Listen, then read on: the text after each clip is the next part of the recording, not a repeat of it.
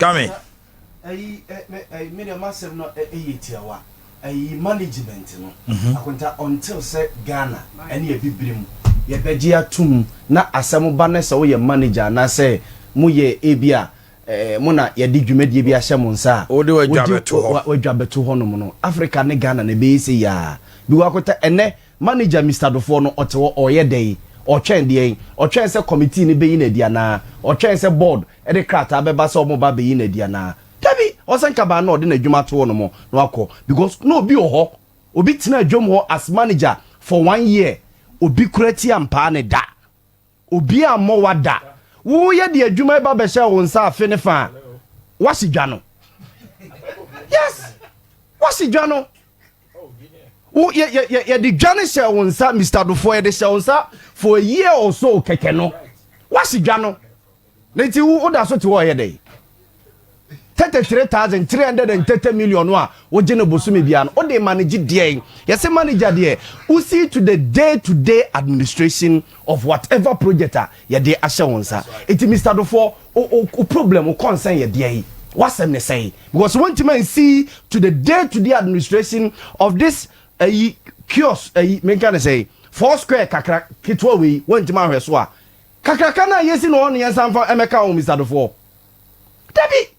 Sisi ye de Kejetia no ye practice te se ne Black Stars team ye training abebo ball ye de Kejetia ye training ne practice we dey amfa awurade akonta iti Mr. Dofo te wonom ye de bi bremi vice president say aden na nro ko honom wakwa ko biedwa no akonta ye mfa ne say Kumasi Accra road yesi accident si e wo kwan no so iti yesi ya to kwan ne mu obi nko obi ma ye to kwan ne mu for 1 month no mine na ye gene say edwane ye 8,000 emu 33 ase yes ye to dwane nyina mu this moment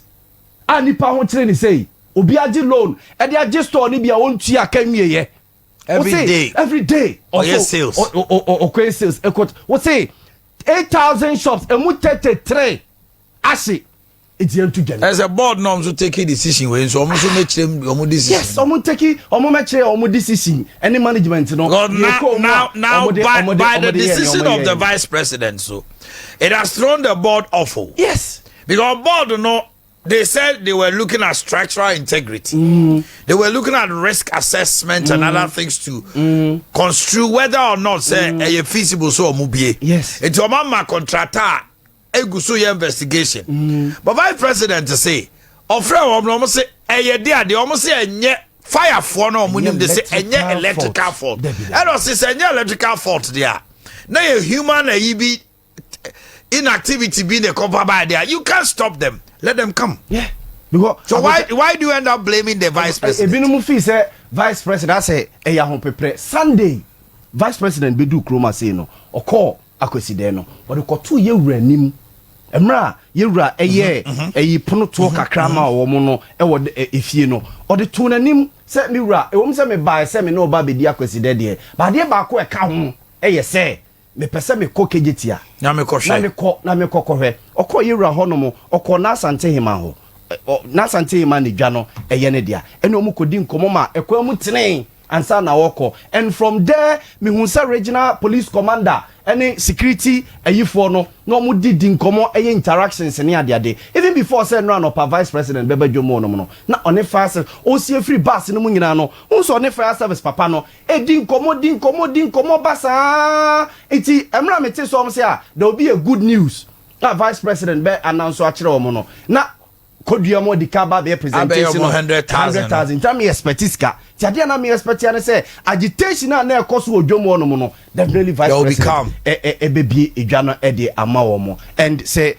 fastest one ka kire say enye electrical fault management so ene akotanu ade ba akoso so mu ye say before say vice president kwa bedru onom no that contractor for no a start e de dade omo ye adwuma wo saa be bi ase no omo de dade si saa ho no mu nyina a start e ba be ye adwuma ntina me busa omo say na ni ade no mutum na ye tum ni yatum no mutum agede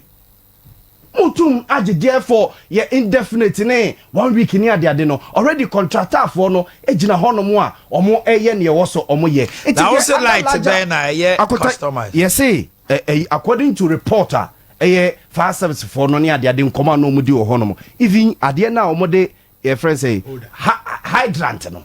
hydrant no unsa hydrant na ewo ano a fire service no betimi de o mo pipe no aba be sha no saa ne contractor for no ye no customize Brazil for no ye ma contractor for no nko a enti Ghana ha wonya bi nto enti fire service for natural their common management ne say jata say ye ya de no entimi nsewe mu emfa nsuo mmre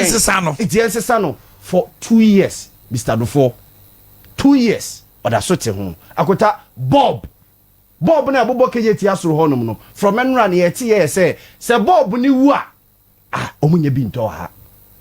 Bob yes Bob na abobo Kejetia jomo soro honum na esisu gwan from anopa to anwumre no ye say ehye ba ku sei omunye bi nto ana impo kon be fa so ombesesa no boys no mugua ni nim ye just a contractor for eti arrangement na konta ne ye for adewe de because ye ne kese power central market no mu contractor for no ewie na omugya ho no mo say kridim na BBC dwane mu a ye ne dai so hu ebia ekeye management na ayen hyehyeye say contractor for esansa muniama amode ebe ya ade no more customizing ti no ebi kran ka monfa boys bi on be training omo so dey akonta ebe repairs ni ade ebe ba wente ni ade mbo repairs iti management no so no ede na moye me de na me kan say Mr. Dofo no obi behwe adwa no so for 1 year asa na wo ba wo omubo ni din yes say radio say bibi obehwe adwa no so for 1 year omo so ono ne sika na oje no na oje dollars inti to we be GCDs eno anu no na we be foreign coach ne local coach na go we see this no what dey be se dwa no what the cities na be se dwa no it what we dey all right what you watch there say I was here for